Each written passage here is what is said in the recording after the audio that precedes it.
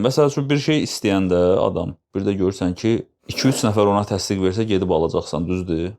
Var belə söhbət. Nəyə görə? Elə bir özgüvən yoxdur da, elə bir ki, kimdənsə təsdiq axtarırsan və yaxud da ki, nəsə eləmək istəyirsən, imенно gedib kimdənsə soruşmalısan və yaxud da kimdənsə icazə almalısan.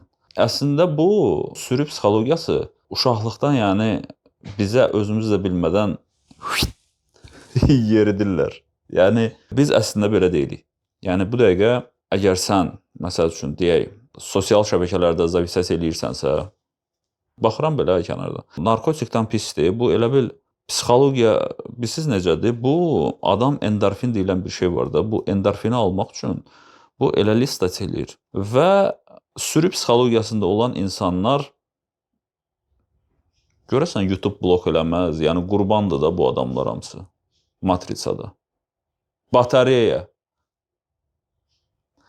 Sürüdə olanda, məsəl üçün, bayaq mən saata baxırdım.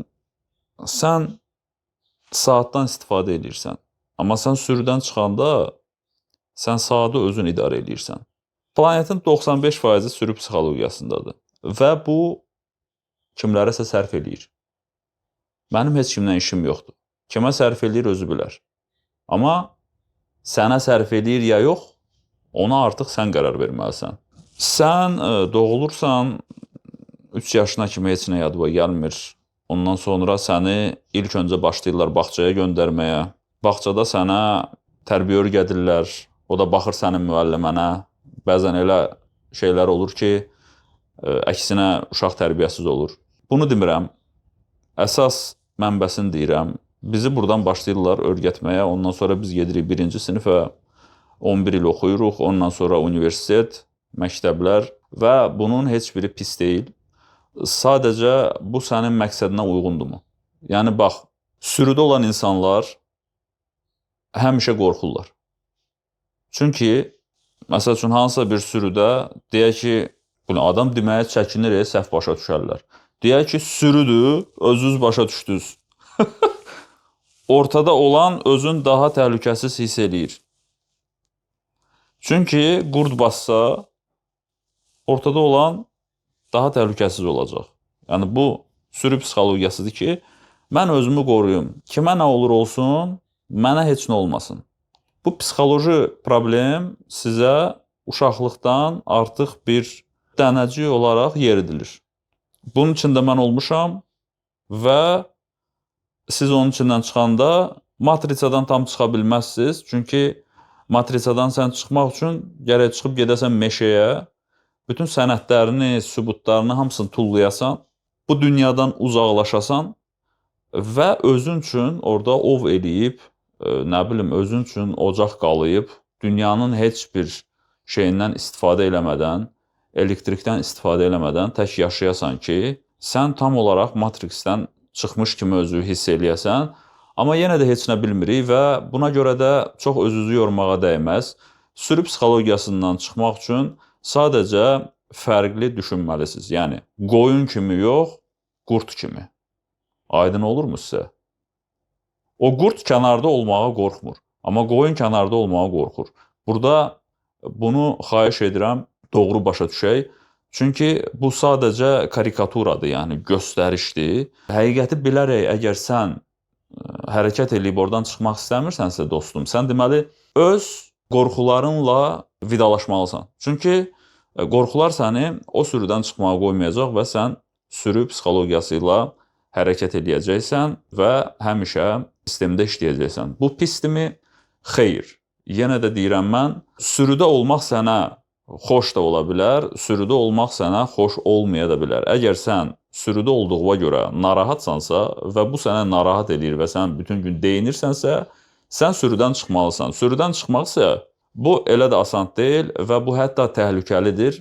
Çünki sürüdən çıxsan, səni yeyə bilərlər. Sən sürüdən kənara çıxanda səndə qorxu əmələ gəlir. Çünki sən uyizvimi, yəni artıq diqqət mərkəzindəsən. Sən kütlənin içində deyilsən, sən kənardasan. Bu, normal bir insan da bunu anlaya bilər, yəni. Burada problem yoxdur. Amma sən qorxursan nədən? Misal üçün, Aha, mən çıxdım çölə, Matrixdən, çıxdım bayıra. Vəsə, səhər işə getmirəm. Çıx işdən. Deməyəcəm sənə. Bax, Matrixdəsən, səhər işə gedirsən, sənə vaxt təyin eləyirlər, işləyirsən, çalışırsan, sənə özləri istədiyi maaşı verirlər. Sən istədiyin qədər qazana bilməzsən. Sən istədiyin kimi hərəkət eləyə bilməzsən. Yəni, hər şey onların əlindədir. Yaxşı halda sənə abed verəcəklər, başqa halda heç onu da vermirlər. Və sən qorxursan ki, mən birdən işsiz qalaram. Bu həqiqətən də çox böyük bir problemdir, hansı ki, bizim beynimizdə yığılıb birdən işsiz qalarsan. Bu illüziyadır. İşsiz qalmazsan, bu boyda dünyada işsiz qalmaq olmaz. Sən yaradıcı olmalısan, yaradırsan sən, nəsə düzəldirsən. Bir söz var, beyin bir pis vaxtı işləyir, bir də ki, pul olanda işləyir. Sən ortada olanda sənin beynin fikirləşmir. Çünki sənin yeməyə, doymaq üçün olan pul verilir, yəni sən öz kreditlərini ödəyə bilərsənmi, bilmirəm, bilirsən, bilmirsən. Məncə ödəyə bilmirsən, çünki sənin üçün bu verilən maaş bəs eləməyəcək.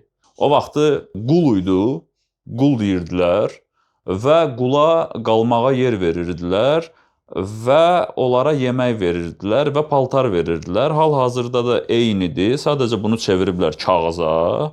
Bu sən özün gedib öz istədiyi alıb geyinəsən və sənə sərbəstlik veriblər ki, özün evə gedib geri işə gələsən və sənə transportda düzəldiblər ki, əziyyət çəkməyəsən, sənin üçün rahat olsun.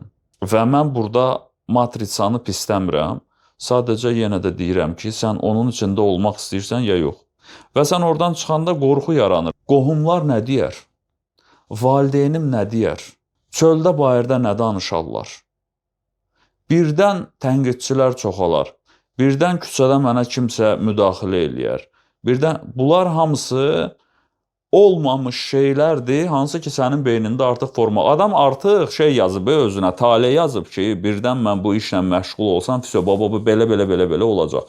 Bəli, rozvoy açki, çəhrayı eynəklərə ehtiyac yoxdur. Hər şeyə pozitiv baxmaq lazım deyil. Bunu kimsə sizə deyirsə, necə həmişə gülmək olar? Necə? Bu belə işləmir axı, bu təbiətin qanunları var. Tanrı belə bizə deyir ki, təbiətin qanunların heç nə dəyişə bilməz və təbiətin qanunun heç nə dəyişə bilmirsə, deməli biz həmişə gülə bilmərik. Həmişə trend ola bilməz. Bu trenddə korreksiyalar olmalıdır. Və bu sizi inkişafa sürükləməlidir, uğursuzluğa yox. Bu qorxuları siz əvvəlcədən özünüzə plan olaraq yazmayın. Pozitiv yanaşmaq lazımdır. Çıxdıqdan sonra özgüvəniniz artmalıdır. Özgüvən olmalıdır. Yəni, sən düşündüyün kimi biri deyilsən. Sən hamı tərəfdən izlənmirsən. Hamı sənə baxmır, sən narahat olma. Sən deyirsən ki, cəmaət nə deyər? Cəmaət həmişə danışacaq yəni. Bu qorxunu, bu izahı uzaq elə özündən. Sən heç vaxtı yaxşı insan və yaxud da ki, super adam ola bilməyəcəksən. Bu əmələ gəlməyəcək. Səni hər halında sevən də olacaq, tənqid eləyən də olacaq. Sürüdən çıxmaq lazımdır. Sürü ilə getmək istəyirsənsə, bəli, bu təhlükəsiz ola bilər. Amma hər bir sürünün axırı var. Əvvəllər bu internet olmayanda söz-söhbəti insanlar yayırdı. Panikanı insanlar yayırdı. Qazetlərlə insanlara manipulyasiya eləyirdilər. İnsanlarla manipulyasiya eləyirdilər. Televiziya ilə manipulyasiya eləyirdilər. İndi lap asanlaşıb həmən manipulyasiya üsulu, hansı ki səni qorxutmaq və sürüdə saxlamaq üçün. Bu manipulyasiya üsulu internet gəldi, ondan sonra sosial şəbəkələr gəldi arxasıca. Bunlar hamısı sənin xeyrindən çox ziyanınadır. Yəni xeyri var, amma ziyanı daha çoxdur. Və ziyanı nə vaxt çoxdur sənin? Qarşına yal qoyurlar belə. Uşaqlar, karikatura ilə danışıram, çünki bunun içində mən də varam. Yəni mənim də qabağıma o yalı qoyurlar. Deyirsən, nə yaxşıdır? Yeyirsən. Və sən demə, bu yalı mənim qabağıma qoyurlar ki, mən kökəlim və daha çox xeyir verim. Amma siz bilirsiniz ki, onlara xeyir vermək üçün sən nədənsə keçməlisən və bunu görmək lazımdır. Və siz bunu görsəz, sosial şəbəkələr sizə necə təsir eləyir və siz sosial şəbəkələri necə idarə edə bilərsiniz və yaxud da ki, onlardan faydalana bilərsiniz. Çünki bu yeni növ bir narkotikdir. Çünki buradan düzgün istifadə eləmədikdə bu artıq zəhərə çevrilir. Siz çoxlu su içərək özünüzü zəhərləyə bilərsiniz. Yəni bütün sizin orqanizminiz məhv olar və yaxud da ki, başqa bir şey. Eyni ilə də bu və burada hər gün çalışırlar ki, marketoloqlar, sosial şəbəkələrdə olan marketoloqlar, orada iminli o arxada işləyənlər insan frekansları ilə işləyirlər. Baxın, insan nəyə çox? Məsəl üçün biz video montajla məşğuluq. Biz şəxsən bilirik ki, məsəl üçün neçə saniyədən sonra izləyici yorulur. Biz bilirik ki, hansı musiqi hansı izləyicini gətirir. Biz bilirik ki, hansı frekansda insanlara necə təsir eləmək olar. Və bunu əvvəllər musiqiçilər bilirdi. Ümumiyyətlə, dünya səviyyəli, çox tanınmışlar, aşağı frekanslardan istifadə edərək böyük bir kütləyə sahibdirlər. Bu frekans dünyanın 90% kütləsini cəlb eləməyə kömək edir. Bu negativ frekansdır, aşağı frekans. Yuxarı frekanslar isə, məsəl üçün, pozitiv bir kütlədir. Bu kütlə həmişə yer kürəsində az olub. Yəni, bura sizin üçün belə, biz üzdə gördüyümüz hər şey sadəcə güllərdir və biz bilmirik, başqa nə var, nə yox. Frekanslarla işləməyi bacarmaq lazımdır. Çünki siz sosial şəbəkələrdə oturanda həmən o frekansları, məsəl üçün, mən qarşıma çıxan bir videoda o saat bilə bilərəm ki, məni hansı frekansla aldatmaq istəyirlər və məni hansı bir tələyə salmaq istəyirlər. Çünki, məsəl üçün, deyək də, götürür biri, qoca arvaddır, məsəl üçün, qoca bir anadır və yaxud da ki, xaladır və yaxud da ki, tərbiyəsiz bir qadındır. Çünki mən videoda nə görürəm? Mən görürəm ki, qoca bir qadındır və beli bükülüb, ağzı aşağı baxır. Və mən sadəcə bu kartinanı görürəm və heç nə görmürəm. Mənim ağlımdan keçən sadəcə bu insana biraz acımaqdır, amma tam da yox. Nəyə görə? Altda, kommentariyalarda, şərh bölməsində hamı övlada nalayiq sözlər deyirlər. Baxın, siz əgər sosial şəbəkələrdə belə şeylərlə öz frekansınızı ancaq o tərəfə yönəltsəz, siz heç nə bilməyəcəksiniz. Çünki sizin gördüyünüz orada sadəcə yaşlı bir qadındır və siz bilmirsiniz, bu qadın əvvəllər necə olub. Bəlkə bu öz övladı ilə kobud davranıb və yaxud da ki, öz övladını bu evdən uzaqlaşdırıb və yaxud da ki, övladını ümumiyyətlə övladlığa götürməyib, elə həmən o balnitsadan da uzaqlaşdırıb, yəni özündən və həyat belə gətirib ki, həmən adam bu vəziyyətə düşüb və siz orada nə gəldi yazırsınız və həmən bu frekansa sürüb psixologiyasına düşürsünüz və sizi belə idarə edirlər. Siz fikir verirsinizmi, sosial şəbəkələrdə negativ hadisələr, necə çox bir kütlə buna baxır. Çünki sizin negativ frekansınız müəyyən bir cəmiyyətə gözəl bir energiya verir. Və siz öz negativ və qorxaqlığınızla, məsəl üçün, matrisadan çıxmaq, sürüdən çıxmaq qorxusu ilə siz həmən sürünün içində olaraq bəzilərini qidalandırmış olursunuz. Yəni, siz nə qədər qorxuda, təşvişdə, aclıqda yaşadığınız pis bir dövr elitaları qidalandırır. Yəni, siz sürüdə olaraq yalnız və yalnız politika qurbanı ola bilərsiniz. Siz din qurbanı ola bilərsiniz, çünki mən bunu yaxşı keçmişəm. Çox gözəl bir metoddur, hansı ki, böyük bir kütləni belə tutmaq üçün çox rahatdır. İdeal bir şeydir. Və bundan əlavə çox bir şeylər var, hansı ki, sizin beyninizi boş-boş yerə doldurmaq və sizi əsl həqiqəti görməkdən qaçırtmaqdır. Sürü psixologiyası bu çox dark bir söhbətdir, yəni. Və bizə bunu filmlərdə dəfələrlə də göstəriblər. Görən insanlar ayılan insanlar olur. Çünki ayılan insan hər şeyi reallıqda görür. Kiminsə dediyinə inanmır, özü araşdırmağa meyillidir. Sən o bu belə dedi deyə, mən də belə eləyim deyərsənsə, təbii ki, sürünün qurbanı olacaqsan və sənin qarşına qoyan yalı sən daha çox yeməyə çalışacaqsan ki, bu yalı mənə yaxşı bir insan verir, hansı ki, axırda məni xıq eləyib yeyəcək. Sən özünü itirdikdə sənin heç bir fikrin olmur. Yəni, özün heç nə qərar qəbul eləyə bilmirsən. Sən ancaq kənarın idarəsindəsən. Sən özünə bir dənə kənardan baxmağı bacarmalısan. Bax, özünə kənardan bax. Bax, kimlər səni idarə edir. Bax, kimlərə görə sən bu haldasan. Analiz et. Analiz etmək hansısa bir fəsad çıxartmaq deyil. Analiz etmək sadəcə baxıb, oradan bir dərs götürməkdir. Analiz etdim, aha, filan kəs mənə orada bu şey demişdi, gedim onun çənəsini qırım, belə şey olmur. Sən hər şeyi gözəl bir şəkildə həll eləməlisən, hansı ki, sənə ziyan vurmayacaq. Ən birinci özünü fikirləş, özünü düşün. Çünki sən kimlərəsə dəyər verirsənsə, sən birinci özünü düşünməsən, sən onlara da dəyər verə bilməyəcəksən. Boş söhbətdir, mən özümə dəyər vermirəm, hamıya dəyər verdim, özümə dəyər vermədim. Bu, boş söhbətdir, sən elə elədikdə, sən birinci özünə dəyər verməmiş olursan. Fədakar olmaq lazım deyil və hər deyənə hə demək lazım deyil, yox deməyi bacarmaq lazımdır. Bu, bəzən qarşındakı insana və yaxud da ki, hardansa götürdüyün informasiya, məsəl üçün, aha, səhər televizora girdi, gördü hansısa bir hadisə. Çünki xəbərlərə, ümumiyyətlə, bizdə 10 ildən çox, 15 ildən çox olar televizor yoxdur.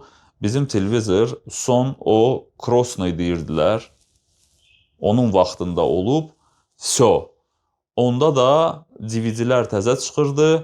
Elə təzə DVD çıxanda mən DVD almışam. Baxdığım filmlərə orada baxırdım. Sonra YouTube çıxdı. Mən sizə deyə bilərəm ki, bu dəqiqə bəlkə də nə vaxtsa yadınıza gələr. Bir 10 ildən, 15 ildən, 20 il deyək, bu köhnə nəsil, yəni qoca nəsil yoxa çıxandan sonra televiziya süquta uğrayacaq. Televiziya ancaq pulla olacaq, hansı ki, sport falan belə bir yerlər var. Və yaxud da ki, müəyyən bir saytlar var, ödənişləndir, Netflix kimi. Və televiziya deyilən bir şey olmayacaq. Yəni, buna heç kim baxmayacaq. Varmı içinizdə televizora baxan, məsəl üçün? Mən inanmıram. Çünki gənc nəsil, mən nə qədər adam tanıyıram, heç kim televizora baxmır YouTube-la. Və tək YouTube da əmələ gəlmir. Çünki siz girirsiniz, həm TikToka baxırsınız, həm Instagrama baxırsınız və sizi idarə edirlər.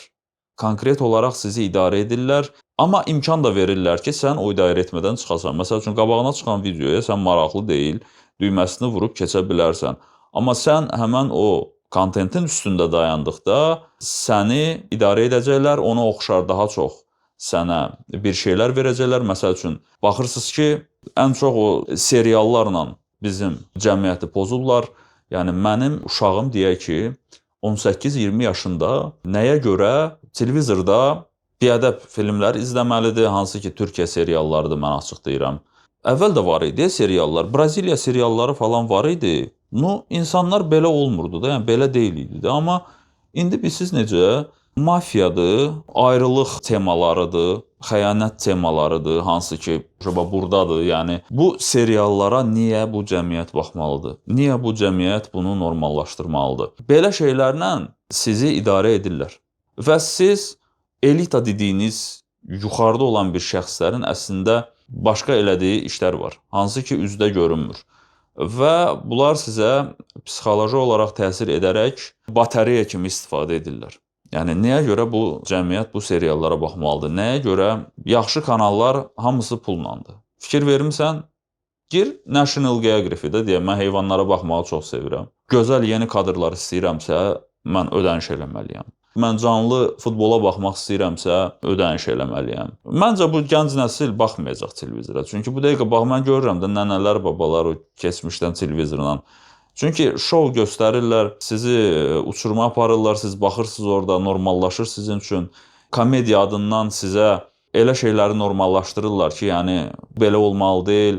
Daha yaxşı şeylər qalıb kənarda, lazımsız şeyləri özünüzdə normallaşdırırsınız və sizi belə idarə edirlər. Amma o idarə etmədən çıxanda, sən kənarda olanda, sən kənardan ona baxa bilirsən və orada hansısa bir düzəlişlər eləyə bilərsən ki, bu burada nə demək istəyir, bu burada hansı bir... Çünki sizi idarə edən sosial şəbəkələr hamısı sizin şuuraltı olaraq proqramınızı proqramlaşdırırlar. Sizə proqramlaşdırıb, bugün əlimizdə telefondur, baxın, kiber dünya axtarırsınız, kiber dünya axtarmaq lazım deyil, biz artıq kiber dünyadayıq. Məsəl üçün, deyək, mən aksesuar taxıram, əlimə saat taxıram, baxın, insanın saatı yoxdur, düzdür, insan tək olaraq bir ət bədəndir, düzdür, saat taxıram, aksesuar, mən artıq vaxtı bilə bilirəm. Eynək taxıram, mən gündən özümü qoruyuram.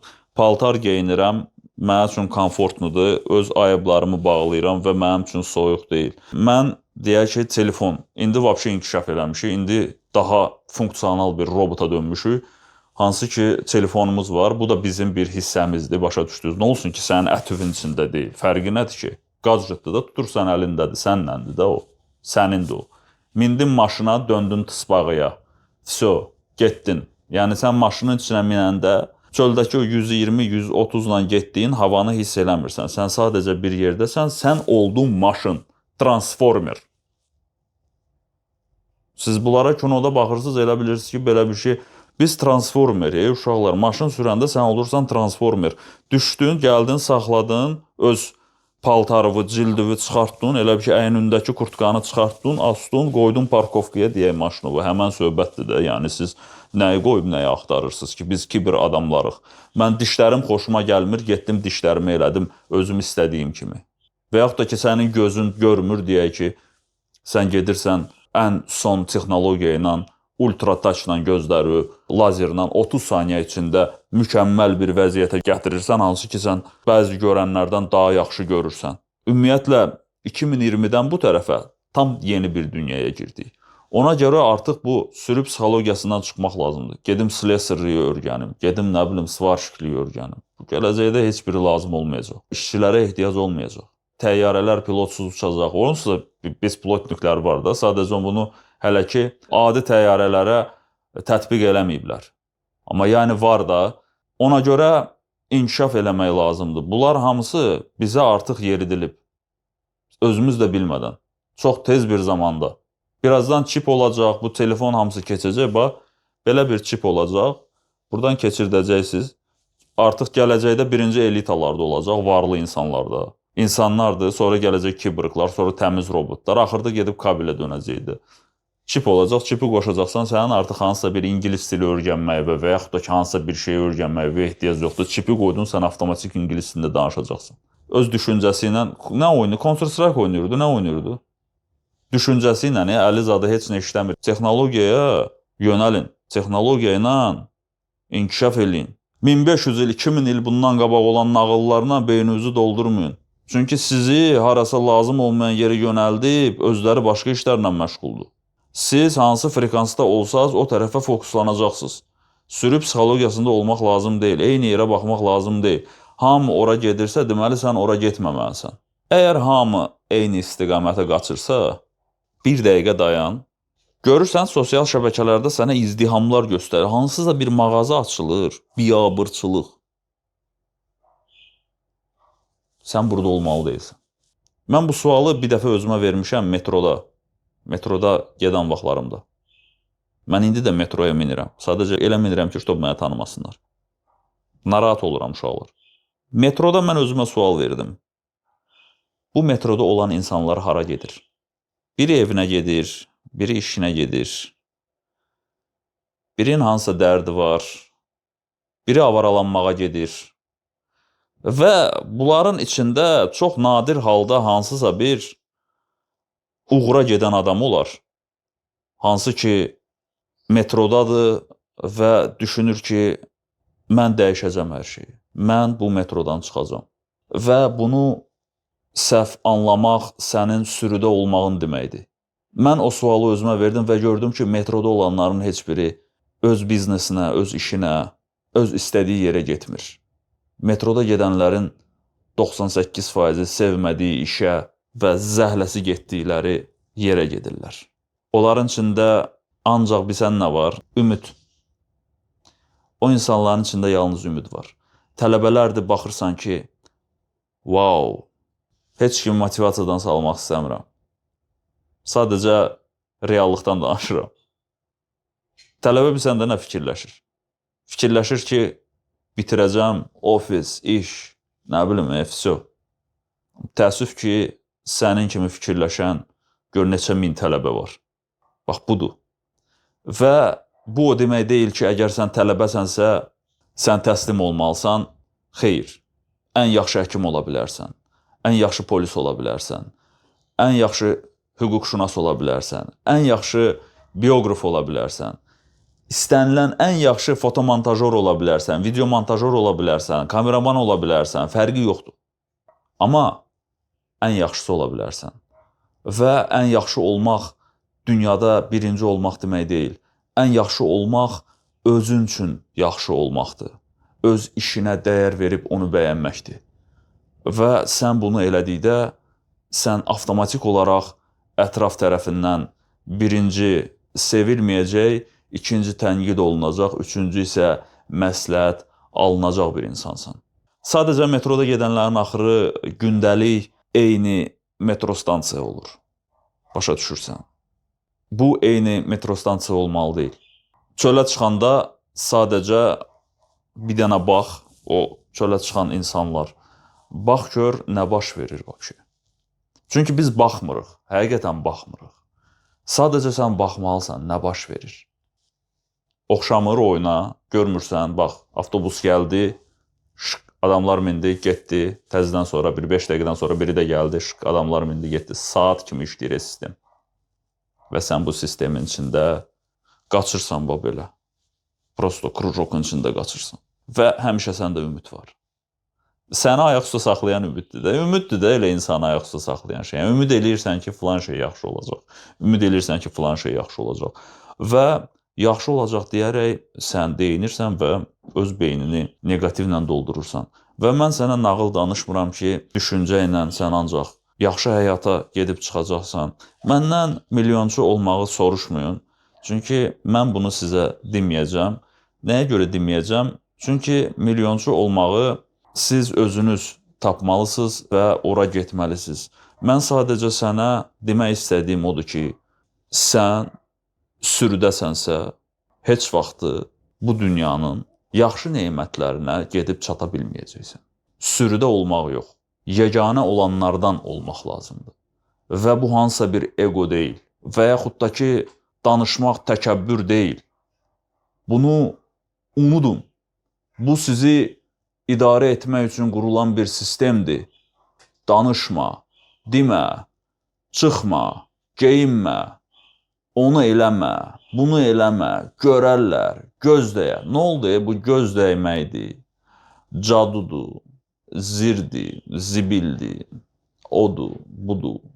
Dünyanın heç birində yoxdur, bizdə var. Bunlar hamısı sistemin oyunlarıdır, hansı ki sənin beynini doldurur. Heç biri yoxdur. Boşluqdur. Sən və sənin düşüncələrin. Sən özünü nəyə kökləyəcək? Sən düşünməsən ki, mənə göz dəyəcək, mən təzə maşın almışam və hamının gözü mənim maşınımdadır. Sən bu düşüncə ilə bilirsən necə olur? Əslində burada hansısa bir fokus yoxdur, hansısa bir paradoks yoxdur. Sən sadəcə o qədər özünü həyəcanlandırırsan ki və sən o qədər nəyəsə görə narahatsan ki, sən özün istəmədən o maşını ya aparıb vuracaqsan, ya da ki, kimsə gəlib o maşına dəyəcək. Çünki sən özün bunu istəmirsən. Sən düşünürsən ki, hamının gözü sənin maşınındadır. Sən heç kimin vecinə deyilsən. Sənin maşınından şəhərdə yəqin ki, urus sürmürsən də. Sürürsənsə də 5-6 dənədir. Yəni, sən heç kimin gözünə girməyəcəksən. Qorxma bundan. Bu səni qorxuzmasın. Girsən belə, sən düzgün adamsansa, sən urus almısan, əcəb eləmirsən, yaxşı eləmirsən. Çünki urus alan insan artıq iş görüb qazanmış adamdır da, yəni sadə insan almır onu. Heç kim 500 manat maaş işləyən adam urus alıb sürmür. Mənim urusum yoxdur, mən deyə bilmərəm sənə urus necə almaq lazımdır. Mənim maşınım var, amma mən bilirəm də, lüboy maşın da sıradan bir insan maşın necə ala bilər. Sürü psixologiyası sizi yalnız və yalnız bu napraqda saxlayacaq və siz inkişaf eləməyə qoymayacaq, o heç vaxtı qoymayacaq. Bax, belə doğru sözlər sizə deyiləndə sizdə, bilirsiniz nə yaranır, belə elə bir atvrasheniya deyirlər ona. Adama tok vurdu. Əgər dəydisə sənə bir fikirləş. Bəlkə bu adam düz deyir. Krisetnikdir. Heç nə yaxşı olmayacaq. O dədə-babaların sözü var, yaxşı olacaq. Heç nə yaxşı olmayacaq. Boş söhbətdir. Və mən realist adamam. Mən sizə yalandan demirəm ki, hər gün səhər dur, bir dənə kofe qoy, iç falan. Mən sənə onu demirəm. Mən sənə reallıqdan danışıram ki, bu necə işləyir. Heç nə yaxşı olmayacaq, sən əgər nəsə eləməsin. Fakt. Sən otur bütün gün pozitiv düşün. Dinən ki, Allah hamının ruzusunu yetirir. Otur prosto evdə. Heç nə eləmə. Otur düşün pozitiv. Ancaq pozitiv şeylərə bax. İşə falan getmə. Otur səhərdən axşama kimi dualarını oxu. Və yaxud da ki, yalvar. Bir köpək oğlu sənin qapını döyüb, səninlə maraqlanmayacaq. Sən orada öləcəksən, sənin iyivə gələcəklər və səni oradan götürəcəklər. Bu nağıllara inanmayın.